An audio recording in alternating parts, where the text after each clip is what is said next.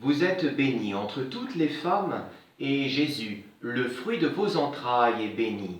Sainte Marie, Mère de Dieu, priez pour nous pauvres pécheurs, maintenant et à l'heure de notre mort. Amen. Cœur immaculé de Marie, priez pour nous. Frères et sœurs, en ce jour de la solennité de l'Annonciation du Seigneur, c'est une grande fête, une grande joie à partager chrétiennement pendant ce temps de désert que nous vivons, ce temps aussi d'épreuve où nous sommes poussés malgré nous dans un désert plus grand que prévu, mais nous avons le témoignage chrétien à donner. Et en ce jour, nous contemplons le mystère de l'incarnation du Dieu fait chair dans le sein de Marie ce 25 mars. Et dans 9 mois, la liturgie, le 25 décembre, sera la nativité de notre Seigneur, comme un accouchement du Fils de Dieu. En ce jour, nous pouvons méditer tout d'abord ce qui nous est dit dans l'Évangile. La grâce de la visitation de l'archange Gabriel à la Vierge Marie et ce message, lui, l'ange Angelos, ce message qu'il donne à la Vierge Marie pour Israël, pour toute l'Église, pour le monde. Et puis nous méditerons particulièrement le message du cœur immaculé de Marie tel qu'il a été donné à Fatima en 1917, parce que aujourd'hui, notre évêque, Monseigneur Jacquelin, consacre le diocèse de Luçon au cœur immaculé de Marie, chose historiquement qui n'avait pas été faite. Le diocèse avait été consacré au cœur de Jésus, avait été reconsacré il y a quelques années par notre évêque émérite, Monseigneur Alain Castet, et le jour de l'Annonciation du Seigneur faite à Marie, ce jour où nous vivons dans la joie et l'espérance et en même temps dans l'épreuve, nous demandons de manière particulière, à travers cette consécration au cœur immaculé de Marie, une protection pour toute l'Église. Alors tout d'abord, que veut nous dire cet évangile que nous recevons ? Je te salue, comblée de grâce, le Seigneur est avec toi. Nous sommes invités à la joie. Réjouis-toi, Marie, réjouis-toi. Nous sommes invités à garder la joie, même dans l'épreuve, une joie chrétienne, une joie pleine d'espérance, pleine de foi. Le Seigneur est parmi nous. Il l'a dit, jusqu'à la fin des temps, je suis avec vous, au milieu de vous. Donc voilà, le Seigneur est avec nous, il le redit à la Vierge Marie, et la Vierge Marie est aussi avec nous dans cette épreuve, et le Seigneur nous veut heureux aujourd'hui.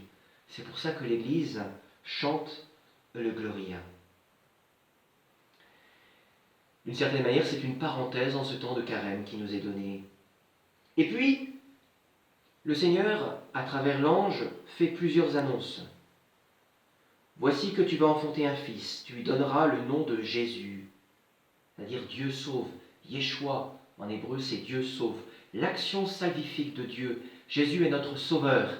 Et nous savons que nous diffusons à partir d'aujourd'hui cette prière au Sacré-Cœur, cette représentation du Sacré-Cœur dans les familles, avec marqué en dessous, Jésus, j'ai confiance en toi, parce que Yeshua, Dieu sauve.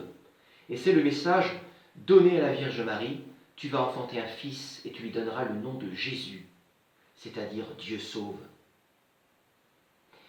Et la Vierge Marie, qui veut rentrer dans l'intelligence de la foi, pose cette question à l'ange, comment cela va-t-il se faire puisque je suis vierge ? Alors parfois, les mauvaises interprétations du texte biblique voudraient nous faire dire que la Vierge Marie a douté. Et pas du tout, à la différence de Zacharie, elle n'a pas douté. Parce que Zacharie, d'une certaine manière, a été sanctionné. Lui qui devait recevoir la parole dans la foi pour la naissance de Jean, le futur Jean le Baptiste, finalement ne l'a pas cru. Il a posé cette question de le doute, et l'ange lui a dit, tu resteras muet jusqu'au moment de l'enfantement parce que tu as douté. Mais Marie ne doute pas. Il s'agit là d'une collaboration de sa volonté et de son intelligence au plan divin. Comment rentrer dans ce plan puisqu'elle exprime le souhait de rester vierge ? Et ce n'est pas un pieux désir, puisque Jean-Paul II l'a rappelé dans la tradition de l'Église, Marie a voulu rester la toute vierge. Ce qui n'enlève en rien, nous dit Thomas d'Aquin, nous dit l'Église, nous dit Jean-Paul II, sur la vérité et le mystère en même temps de son mariage avec Joseph. D'une certaine manière, nous dira le Concile Vatican II, sa virginité perpétuelle, a consacré sa maternité. Elle est toute mère parce qu'elle est la toute vierge. Elle est la toute vierge pour être la mère de toutes les âmes. C'est un mystère. Donc Marie va être exaucée dans sa demande de virginité perpétuelle, et l'ange lui dit « L'Esprit Saint viendra sur toi, et la puissance du Très-Haut te prendra sous son ombre. » Jean de la Croix, qui méditait ce verset biblique, parle d'une ombrombation. Qu'est-ce que c'est? C'est le fait que l'Esprit Saint descend et crée une forme de nuée, parfois de ténèbres, d'obscurité dans la foi, où il fait des choses secrètes. Dieu fait des choses secrètes dans la nuit de la foi, et ainsi l'ombre se dépose sur Marie. Et Marie aura à vivre un pèlerinage dans la foi. Et bien nous aussi, en accueillant Marie aujourd'hui, en la priant, en se confiant à son cœur immaculé, à la suite de la démarche de notre évêque, Monseigneur Jacquelin, nous sommes invités à accueillir l'Esprit Saint au désert, qui nous pousser au désert avec l'Esprit Saint. Et le phénomène de l'ombre fait que des choses de Dieu nous sont cachées. Nous sommes dans une forme de nuit de la foi, où nous ne connaissons pas d'avance le plan divin qui va se faire, et cela va se faire selon Dieu. La petite Thérèse disait que parfois elle s'endormait dans le temps de prière, on pourrait dire une sorte d'adoration, et non d'adoration, et elle disait effectivement Dieu s'emploie comme un chirurgien, c'est-à-dire qu'il fait des choses dans le secret, il fait ses meilleures opérations pour les âmes. Et là, nous voyons que l'Esprit Saint descend de son ombre et couvre Marie. Et donc il y a l'ombromation, ce mystère de l'action divine. Et en ce moment, l'Église confinée, tous les chrétiens confinés, sont dans une forme de nuit, de désert, et pourtant l'action agissante de Dieu se fait. Nous avons à poser un acte de foi et d'espérance. L'Esprit Saint qui nous a poussés au désert est en train d'agir. Et il agit aussi avec la présence de Marie, puisque Montfort dit « Quand nous trouvons Marie dans une âme, l'Esprit Saint accourt, puisque l'Esprit Saint est l'épouse de Marie. » Et rien n'est impossible à Dieu. Pour argumenter, pour montrer la puissance divine à l'œuvre, l'archange Gabriel dira « Rien n'est impossible à Dieu, puisque ta cousine Élisabeth est enceinte, elle qu'on appelait la stérile. » Donc frères et sœurs, nous avons à prier aujourd'hui beaucoup l'intercession de Marie pour qu'elle nous protège, elle la patronne de notre diocèse et de la France, pour qu'elle nous aide à supporter l'épreuve et à arrêter ce fléau, à préparer les âmes des agonisants et des mourants, à guérir les malades, à nous aider à accueillir la sainteté que Dieu veut en ce moment, car rien n'est impossible à Dieu. Dieu peut tout faire. Ce que l'homme ne peut pas le faire, Dieu peut le faire. Et nous avons tous à rentrer dans le plan divin en acceptant d'être des serviteurs là où nous sommes, en acceptant notre état et notre devoir d'état, en désirant la sainteté ordinaire dans cette situation extraordinaire. Voilà. Voici la servante du Seigneur, que tout se passe pour moi selon ta parole. Demandons ces grâces à la Vierge Marie. Donc nous avons un grand enseignement qui nous est donné dans cet évangile de l'Annonciation, évangile à la fois vocationnel, j'en parle souvent pour les étudiants qui discernent leur vocation, la sainte disponibilité dont parle Ignace, cette sainte écoute de Dieu, ce lâcher-prise, cette action dans la foi, voilà, et bien nous avons à le vivre maintenant chacun là où nous sommes. Mais parlons aussi du message du cœur immaculé, puisque notre évêque consacre notre diocèse au cœur immaculé. Les apparitions de Fatima eurent lieu entre 1916 et 1917. Et l'ange du Portugal apparut à 3 enfants, Lucie, Jacinthe et François. L'ange apparut et dit « Ne craignez pas, je suis l'ange de la paix. Priez avec moi. » Puis, les enfants s'agenouillant à terre, avec l'ange qui s'était agenouillé à terre, l'ange leur montra comment prier. Et les enfants, et l'ange prononça « Mon Dieu, je crois, j'adore, j'espère et je vous aime. Je vous demande pardon pour ceux qui ne croient pas, qui n'adorent pas, qui n'espèrent pas et qui n'aiment pas. » Et l'ange se releva et leur dit « Priez comme cela. » Donc frères et sœurs, nous avons à prendre à nouveau l'acte de foi, je crois, l'acte d'adoration, j'adore, l'acte d'espérance, j'espère, et l'acte de charité, je vous aime. Nous pouvons le dire dans l'Eucharistie, nous pouvons le dire dans la prière personnelle. Mon Dieu, je crois, j'adore, j'espère et je vous aime. Et de prier, d'intercéder pour la conversion de tous, Je vous demande pardon pour ceux qui ne croient pas, qui n'adorent pas, qui n'espèrent pas et qui n'aiment pas. Priez comme cela, dit l'ange du Portugal aux enfants. Et il continue en disant, les 5 cœurs de Jésus et de Marie sont attentifs à la voix de vos supplications. Et l'ange reprit en disant, de tout ce que vous pourrez, offrez un sacrifice au Seigneur, en acte de réparation pour les péchés par lesquels il est offensé, et de supplication pour la conversion des pécheurs. Attirez ainsi la paix sur votre patrie. Je suis l'ange gardien, l'ange du Portugal. Surtout acceptez, supportez avec soumission les souffrances que le Seigneur vous enverra. Et bien, frères et sœurs, la 3e tentation du Christ, faite provoquée par Satan, c'est de tenter le Seigneur.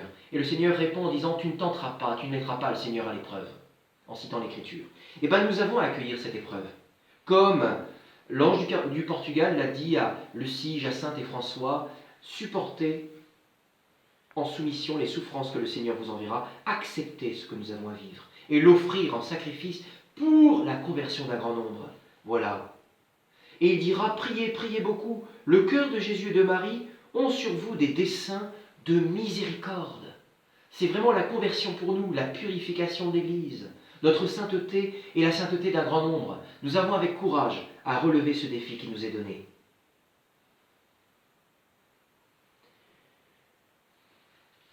Je voudrais dire encore quelques éléments sur ce que dit la Vierge Marie en apparaissant aux enfants. La dame regarde tendrement les petits, alors elle nous dit, « N'ayez pas peur, je ne vous ferai pas de mal. »« D'où êtes-vous » lui demandai-je. « Je suis du ciel. »« Et que voulez-vous de moi ?»« Je suis venu vous demander de venir ici 6 mois de suite, le 13 à cette même heure. Plus tard, je vous dirai qui je suis, et je reviendrai, encore une 7e fois. Et moi, irai-je au ciel ? Oui, tu y viendras. Et Jacinthe aussi. Et François également, mais il devra faire beaucoup de chapelets. Et Marie des Neiges, est-elle déjà au ciel ? Oui, elle y est. Et Amélie, elle est au purgatoire, jusqu'à la fin du monde.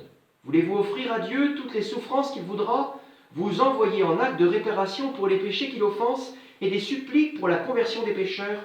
Oui, nous le voulons. Vous aurez donc beaucoup à souffrir, mais la grâce de Dieu sera votre réconfort. Et Lucie, l'une des dernières voyantes qui est morte, qui a été carmélite, que Jean-Paul II a connue, de décrire la lumière divine qui sortit des mains de Marie comme à la rue du Bac, qui les irradia, les faisant se voir en Dieu et répéter intérieurement « Ô Trinité sainte, je vous adore, mon Dieu, je vous aime dans le très saint sacrement. » Puis la Vierge Marie ajouta « Récitez le chapelet tous les jours pour obtenir la paix du monde et la fin de la guerre. » Mes frères et sœurs, récitons le chapelet tous les jours maintenant pour obtenir la conversion des pécheurs, que ce fléau s'arrête.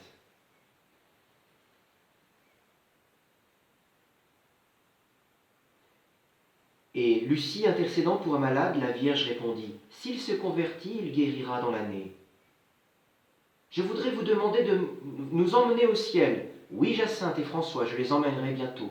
Et la promesse fut exaucée puisque les enfants sont morts jeunes et ont été béatifiés par Jean-Paul II. Mais toi, tu resteras ici longtemps. Cette promesse fut aussi exaucée puisqu'elle finit sa vie comme carmélite. Jésus veut se servir de toi pour me faire connaître et aimer. Il veut établir dans le monde la dévotion à mon cœur immaculé. Cette dévotion aujourd'hui, pour laquelle Monseigneur Jacquelin confie notre diocèse. Je resterai toute seule, lui demanderai-je avec peine.